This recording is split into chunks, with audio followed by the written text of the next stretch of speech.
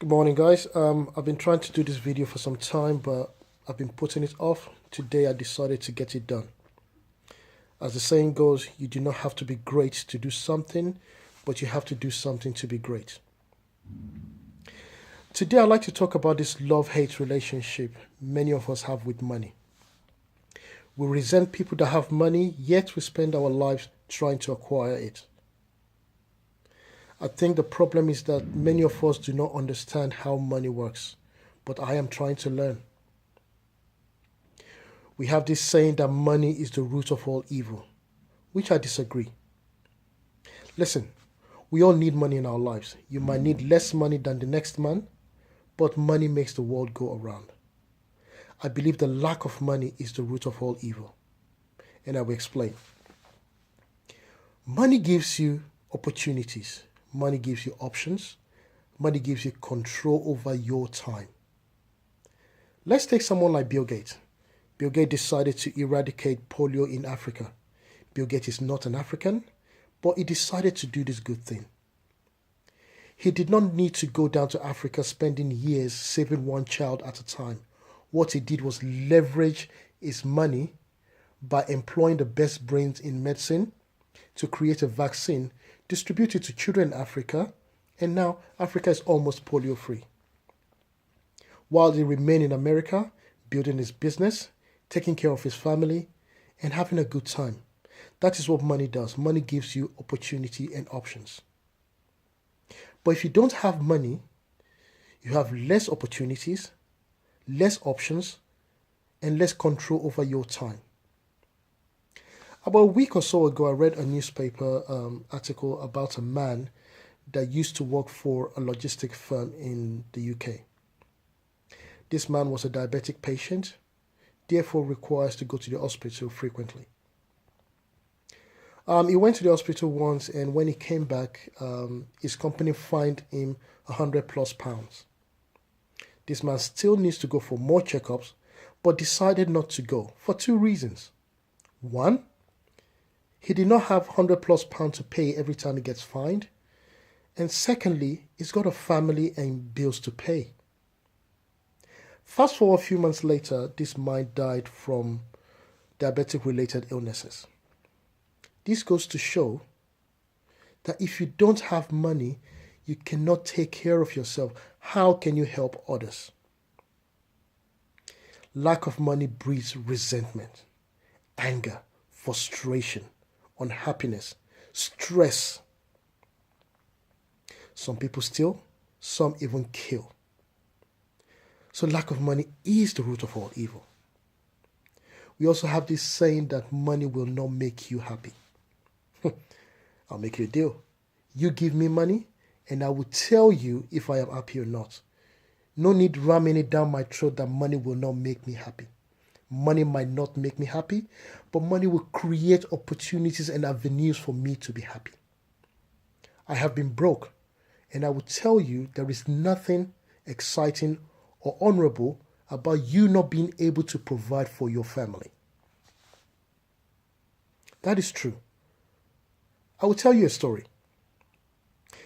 When my daughter turned 3 years old, on her birthday, all I had on me was £10. I was a graduate, a husband, and I had 2 jobs. And all I had to my name was £10. I looked at myself, I felt sad and disappointed. I saw my daughter's face and I wept. I went into the bathroom to get freshened up, looked into the mirror, and said to myself, I will never, ever be broke again. I said, God, something has to change for me. Now that is another belief that is faulty. Something has to change for me. But let's put that aside for a minute. I did not know how I was going to do it, but I knew something had to change. A few days later, I was on the internet when I came across an article by this great man, Jim Rohn. You must know him. Jim said, for things to change, you have to change. Now that went against everything I believed in. I think things had to change for me. But he said, You cannot change the economy. You cannot change the weather. You cannot change the market. All you can do is look within and find something to change for the better.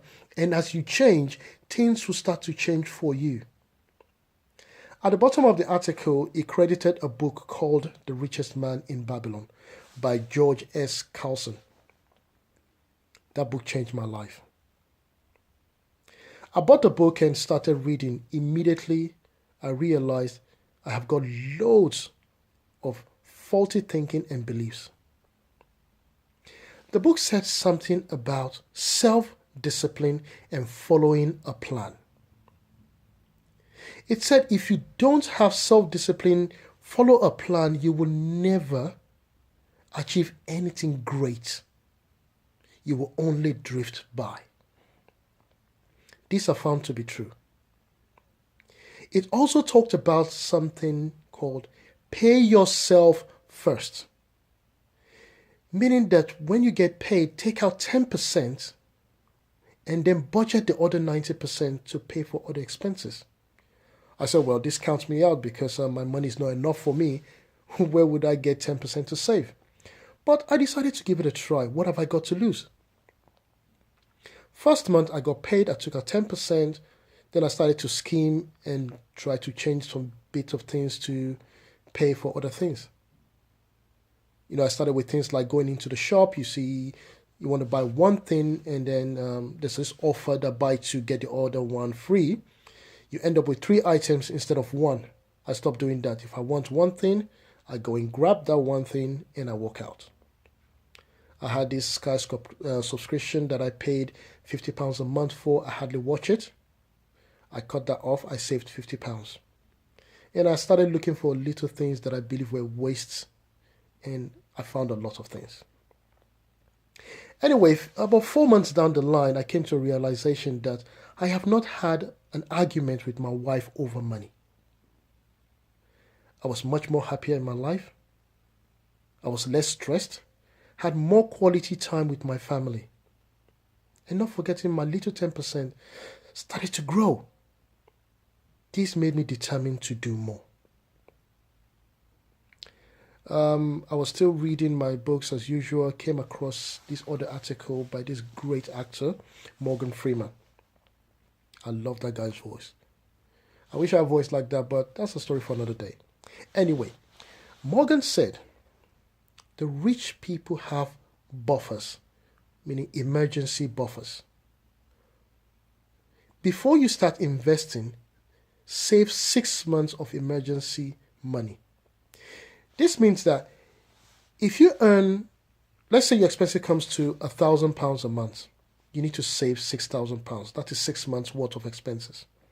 And you put it aside because things happen, emergencies happen. Assuming you lose your job, at least you know you've got 6 months of not worrying about paying bills. Then you can focus on getting another job or doing something else. And when things get better, you put the money back in. That is what rich people do. They have these emergency buffers, and when things change, the economy turns, there's a recession or something, they are not worried. They just continue living their lives like they always do. And then everybody else is screaming, they're upset, angry, and then they look aside and see the rich man still living the way he lives, enjoying his life, and the resentment grows, anger, frustration, people start blaming them, that the rich did this, it's all because of them. Not knowing all they did was follow a plan, which everybody can do. You can do it as well.